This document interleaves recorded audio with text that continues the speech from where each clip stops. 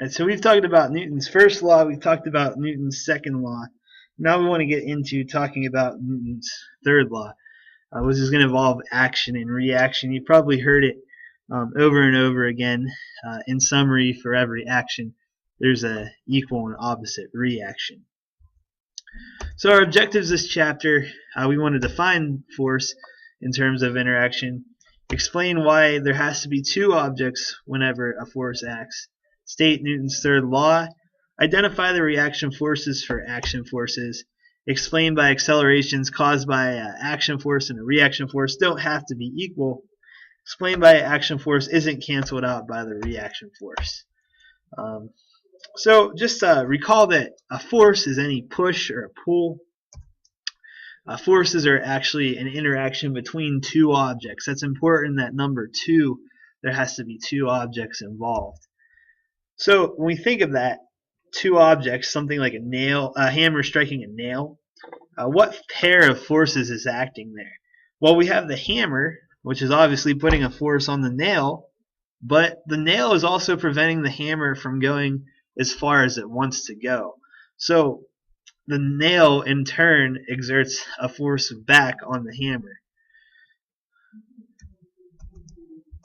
So that it basically sums up Newton's third law. Whenever one object exerts a force on a second object, the second object exerts an equal and opposite force back on the first object.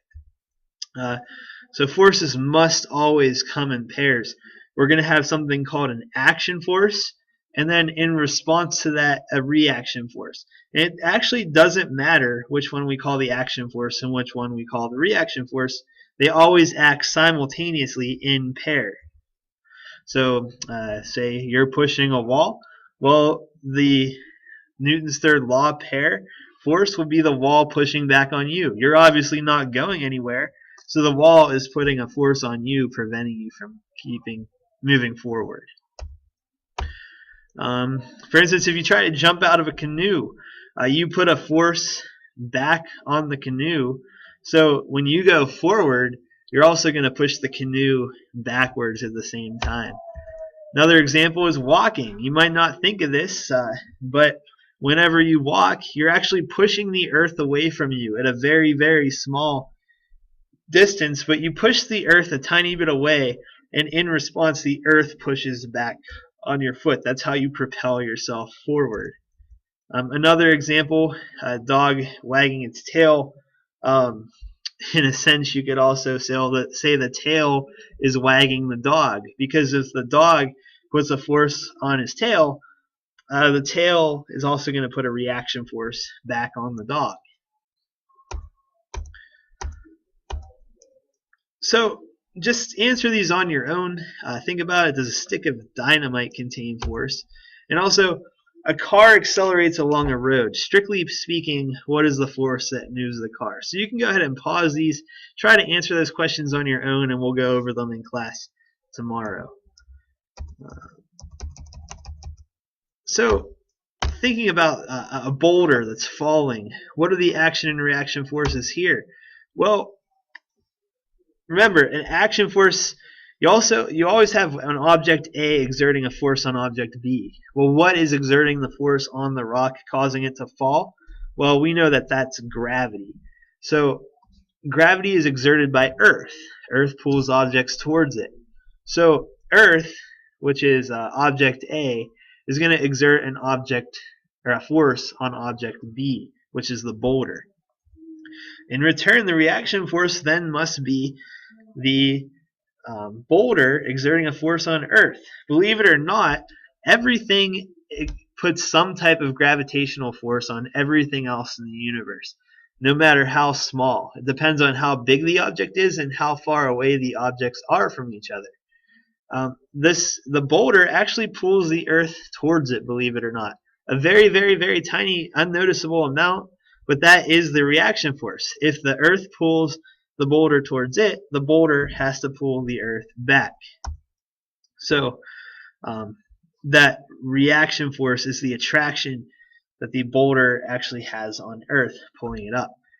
So this is why they don't necessarily cancel. the two forces are on two different objects. You have a force exerted on the boulder, and you have a force exerted on the earth. Two separate objects creating these interaction forces. So think about this on your own. We know that the Earth pulls on the Moon. Does that mean the Moon also pulls on the Earth? And if so, which pull is stronger? You can go ahead and pause the video and answer those questions on your own. So just some example action and reaction forces. We have this car here. If the tire pushes on the road, that's the action force. The reaction force is going to be the road pushing on the tire, causing the car to accelerate. Think about this one. What do you think the action and reaction force are on the rocket here? Well, if the action force is the rocket pushing the gas out, then the reaction force has to be the gas pushing the rocket, causing it to propel forward. Another one, if we have the Galileo dropping the ball off the Tower of Pisa, Earth is going to pull the ball as the action, and again the reaction is if the ball pulls Earth back up. These always have to happen simultaneously with one another. So let's look at that example. We talked about how the Earth is being pulled by the ball, but we're also saying the Earth falls to the ball. We have this rifle here, which kind of demonstrates the same point. The force is equal. They exert equal forces on each other. But pushing the Earth with as much force as you push the ball isn't going to do a whole lot. So even though you put that same force on it, it's not going to move much distance. You think of that in terms of firing a rifle. When you do fire the bullet has a huge acceleration forward because of its small mass, but it also exerts a force back on the gun, and you know that if you've ever experienced recoil. The gun will kick back and you feel it in your shoulder. Obviously the gun doesn't accelerate back as much as the bullet, or that wouldn't be a very fun time. But because of the gun's much bigger mass, it doesn't accelerate back as much as the bullet accelerates forward. And we can turn the rifle downward to kind of simulate a rocket. If we were to string the rifle pointing down and shot the bullet out, that would cause the rifle to accelerate upward. Just like a rocket pushing the gas out is going to cause the gas is going to put that force upward on the rocket, causing it to propel. The same idea applies to helicopters. You have the blades of the helicopter actually shaped to push the air down so that that air has a reaction force pushing the copter back upward. This idea of air pushing an object up is called lift. And whenever the lift is equal to the weight, whenever those two cancel out, you have a net force of 0, and thus you have no acceleration. So whenever that upward lift force equals the downward, I'll go ahead and draw that. Whenever you have the weight here pointing down, whenever that upward lift cancels it out, these two arrows are equal. That's when you have just hovering in midair, no acceleration there. And you've seen that with like news helicopters or various, even birds or airplanes. Both of those things push air down so that the air lifts them back up. So go ahead and try this on your own. Can you identify the action and reaction forces of an object falling in the vacuum of outer space? So I just want to go back and look at this one in terms of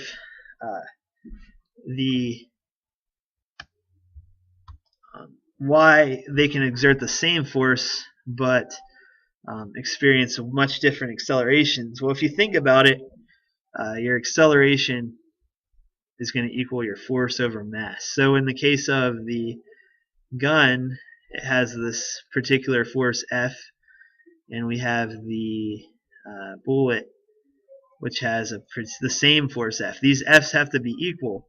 But the gun has a much larger mass than the bullet, which has a little tiny mass. So since we have a force divided by a huge number, we're just going to have a little acceleration.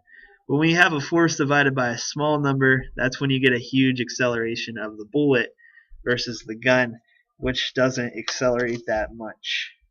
So again, just to summarize everything, the key to understand here is that forces always have to occur in pairs with one another, and also for every force exerted from one object onto another, that second object is going to exert an equal force on the first object in the opposite direction. Again, for every action, there's a reaction, an equal and opposite reaction.